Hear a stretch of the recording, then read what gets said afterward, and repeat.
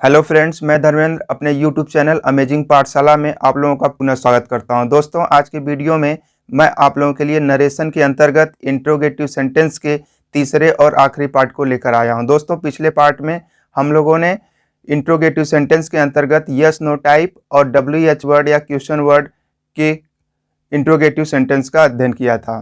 दोस्तों, यदि आप लोगों ने इसके फर्स्ट और सेकंड पार्ट को नहीं देखा है तो मेरे यूट्यूब चैनल के प्लेलिस्ट में जाके वीडियो को देख सकते हैं।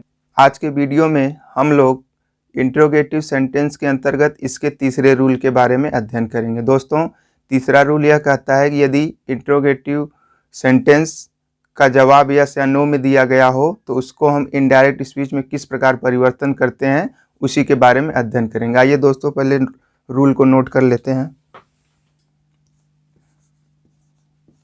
रूल नंबर 3 है दोस्तों इंट्रोगेटिव का।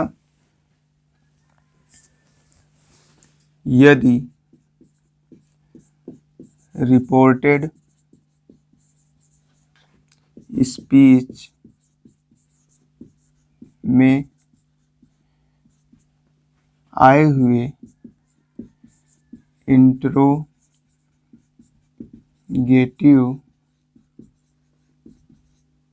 सेंटेंस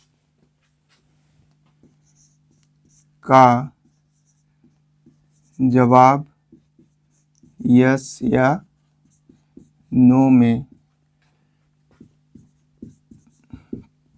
दिया गया हो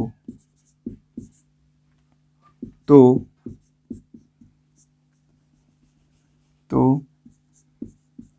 उसे इनडायरेक्ट स्पीच में इस प्रकार बदलते हैं।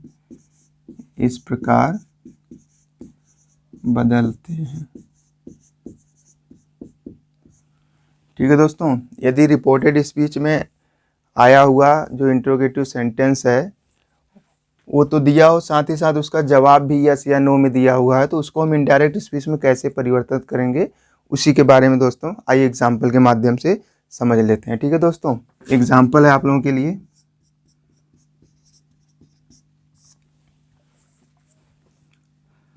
I said to Anand, comma, double inverted comma, are you attending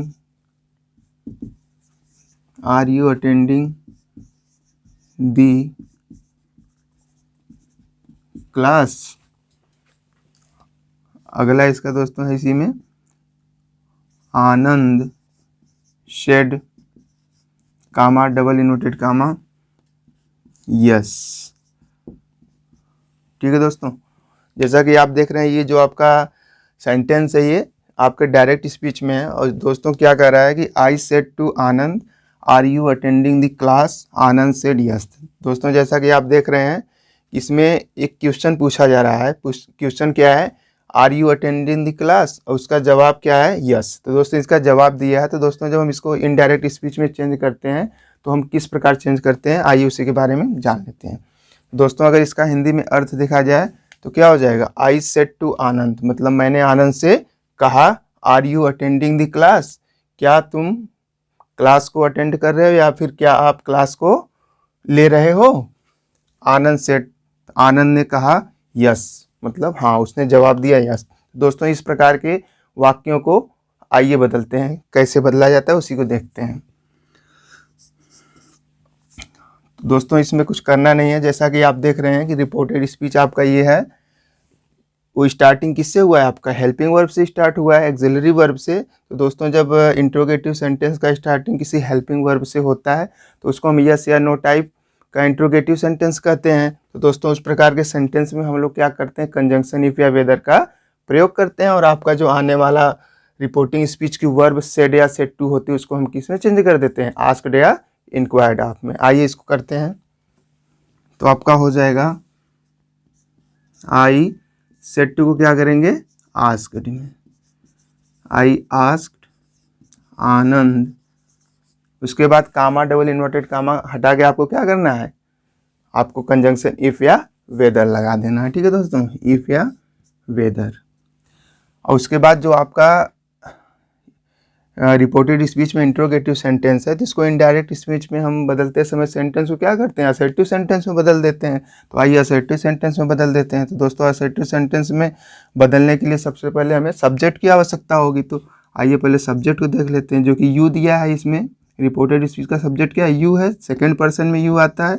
उसको हम क्या करते हैं, रिपोर्टिंग स्पीच के ऑब्जेक्ट के अनुसार चेंज करते हैं। ऑब्जेक्ट जो कि आनंद दिया है, नाउन है।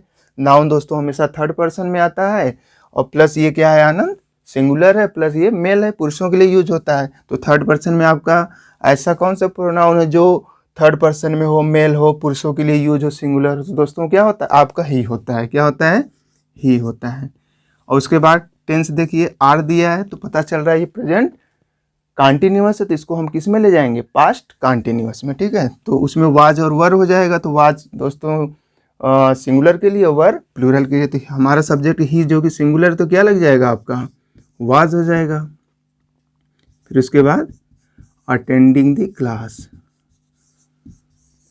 Attending the class. ठीक है दोस्तों, ये आपका एक कंप्लीट हो गया। उसके बाद दोस्तों ये क्या है, इसका जो जवाब दे रहा है कि आनंद सेड यस, तो दोस्तों हमें इसको किस प्रकार जवाब में लिखना है। तो दोस्तों हम इसको दो प्रकार से हल कर सकते हैं। ठीक है, तो जैसे इसको हम क्या लिख सकते हैं, आगे इसी में लिख सकते हैं, आनंद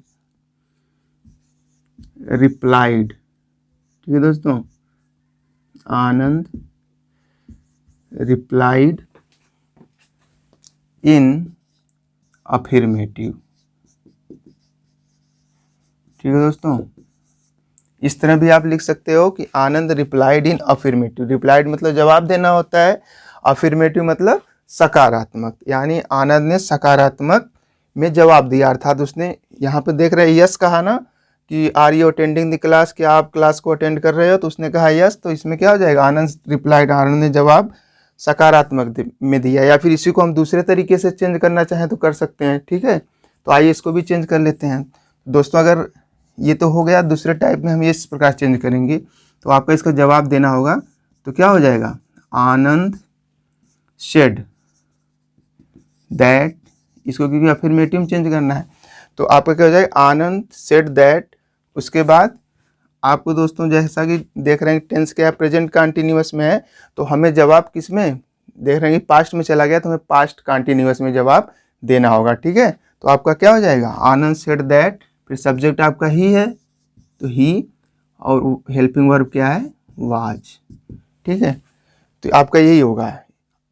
इसको जब चेंज किए तो I asked Anand if he was attending the class, Anand replied in affirmative, इस तरह भी लिख सकते हैं। या फिर I asked Anand if he was attending the class, Anand said that he was, Anand ने कहा कि वह अटेंड कर रहा था। दोस्तों ही वाज जाके यहीं पे रुक गया, इसका ये मतलब ये नहीं कि आपका यहीं पे अधूरा है, अधूरा नहीं, बल्कि इसका पूरा सेंस निकल रहा है, ये इतना आगे होगा। ठीक है दोस्तों, इसका सेंस मतलब यहाँ तक है। दोस्तों मैं आशा कर रहा हूँ आप लोगों को समझ में आ रहा होगा। तो आइए दूसरा एग्जाम्पल देख लेते हैं।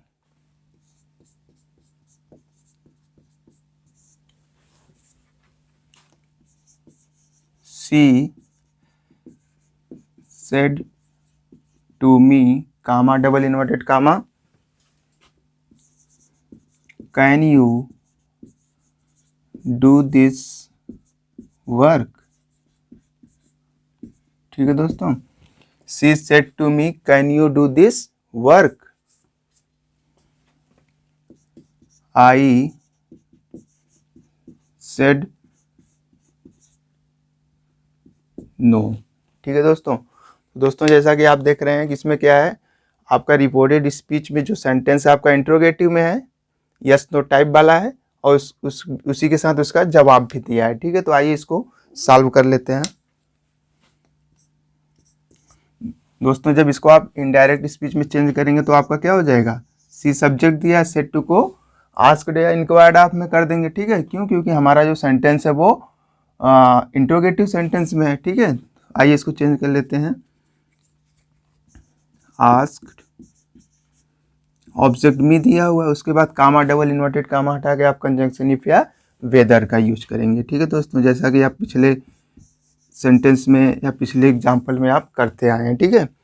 उसके बाद आपका जो देख रहे हैं कि रिपोर्टेड स्पीच का ये जो भाग है डबल इन्वर्टेड कामा के अंदर, इसमें आपका यस नो टाइप अर्थात हेल्पिंग वर्ड से शुरू होने वाला सेंटेंस है, इसको हम क्या करेंगे असर्टिव सेंटेंस में चेंज कर देंगे। आइए इसको चेंज कर देते हैं। तो आप देख रहे हैं कि यू जो कि सब्जेक्ट है, सेकंड पर्सन है, और सेकंड पर्सन को हम हमेशा रिपोर्टिंग स्पीच के ऑब्जेक्ट के अनुसार चेंज करते हैं। तो आपका ऑब्जेक्ट क्या दिया हुआ है, मी है, तो मी किससे बना है, आई से बना है, आई का ऑब्जेक्ट मी होता है, तो हमें लिखना क्या है, सब्जेक्ट लिखना है। क्यों, क्योंकि यू तो यहाँ पे सब्जेक्ट के रूप में है ना, तो हमें क्या लिखना है, यहाँ पे आई हो जाएगा हमारा। और उसके बाद आप देख रहे हैं कि जो कि आपका मॉडल एक्सिलरी वर्ब या फिर हेल्पिंग वर्ब क्या है, कैन है, इसको हम पास्ट में ले जाएंगे तो क्या हो जाएगा, कुड हो जाएगा, ठीक है, कुड। उसके बाद डू, डू दोस्तों मेन वर्ब है। तो ये आपकी एक खासियत होती है कि आपका जो मॉडल एक्सिलरी वर्ब होता है वो हमेशा वर्ब के फर्स्ट फॉर्म को लेकर चलता है, ठीक है। I could do. उसके बाद देख रहे हैं कि दिस दिया है, जो कि ये क्या बता रहा है, स्थिति की निकटता के बारे में बता रहा है। तो हम क्या करते हैं इनडायरेक्ट स्पीच में दिस का दैट कर देते हैं, ठीक है। और उसके बाद आपका वर्क हो जाए, ये हो गया। और इसी में दोस्तों इसका जवाब भी दिया है कि आई सेड नो, मैंने कहा नहीं। तो दोस्तों इसका अगर अर्थ निकालें तो क्या हो जाएगा, शी सेड टू मी, उसने मुझसे कहा, can you do this work, क्या तुम इस कार्य को कर सकते हो, या फिर क्या आप इस कार्य को कर सकते हो। तो आई सेड नो, तो मैंने कहा नहीं, अर्थात मैं इस कार्य को नहीं कर सकता। आइए इसका जवाब भी लिख देते हैं। तो आपका क्या हो जाएगा, आई रिप्लाइड इन नेगेटिव, ठीक है दोस्तों, इन नेगेटिव, नेगेटिव मतलब नकारात्मक या किसी चीज़ को मना करना। इस तरह भी लिख सकते हैं कि आई रिप्लाइड इन नेगेटिव, या फिर आप इसको दूसरे तरीके से चेंज कर सकते हैं, ठीक है दोस्तों। इसको जब आप चेंज करेंगे तो आपको क्या हो जाएगा, आई है, सेड जो कि रिपोर्टिंग स्पीच की वर्ब है, आई सेड। उसके बाद आप क्या करेंगे, इसको असर्टिव सेंटेंस में लिखना होता है, ठीक है दोस्तों। उसके बाद कंजंक्शन दैट लगा देंगे, आई सेड दैट। और उसके बाद दोस्तों आपको क्या होता है, आई सेड दैट कंजंक्शन के बाद हमें सब्जेक्ट लगाने की आवश्यकता होती है। तो सब्जेक्ट इसमें क्या दिया हुआ है, आई है, तो आपका आई यहाँ पे सब्जेक्ट होगा, आई सेड दैट आई। उसके बाद हेल्पिंग वर्ब आपकी क्या है, कुड है। इसी टेंस में हमें मतलब जवाब देना है, कहीं बाहर नहीं जाना। तो I said that I could not, क्योंकि दोस्तों यहाँ पे नहीं में जवाब दे रहा है तो आपको कुड नॉट लिखना पड़ेगा, ठीक है। उसमें क्या था कि उसमें यस कहा था, इस वजह से उसमें नॉट नहीं लगा था, या फिर उसका जवाब हम कह सकते हैं कि अफर्मेटिव में दिया था। लेकिन यहाँ पे ये नो कह रहा है, अर्थात इस चीज़ को मना कर रहा है, तो आप लिख सकते हो कि आई रिप्लाइड इन नेगेटिव, या फिर I said that I could not, अर्थात मैंने कहा कि मैं कार्य को नहीं कर सकता, ठीक है। तो दोस्तों मैं आशा कर रहा हूँ आप लोगों को समझ में आ रहा होगा। तो आइए एक एग्जाम्पल और देख लेते हैं।